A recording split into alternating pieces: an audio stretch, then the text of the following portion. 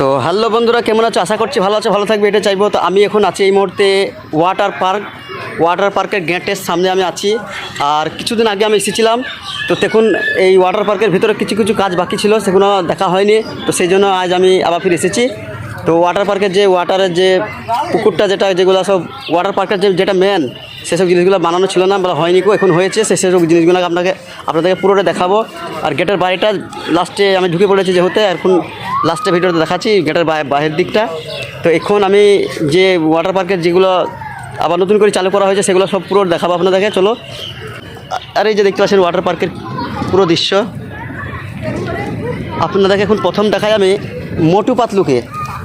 মোটু পাতলু পাগল বাচ্চারা মোটু পাতলুকে ভালোবাসে, তাই এই দেখেন এই যে মোটু পাতলু পেটে একটু হাত বুলিয়ে দিই।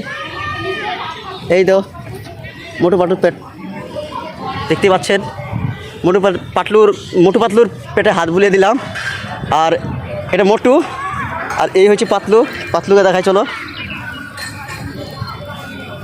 এই যে পাতলু, ওই হচ্ছে মোটু, আর এই হচ্ছে পাতলু, আর ওই হচ্ছে ভীম। চলো ভীমকেও দেখাই আপনাদেরকে, চলো। এই যে ভীম, আমিও বডি বানিয়ে নিলাম ভীমের সাথে, দেখতে পাচ্ছেন ভীমকে।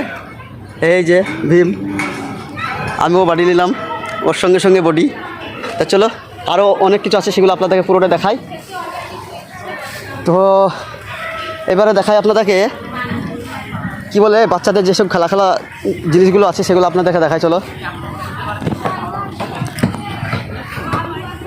এই যে দেখতে পাচ্ছেন এগুলো বাচ্চারা খেলা খেলে, মানে ছল্লানো জায়গা।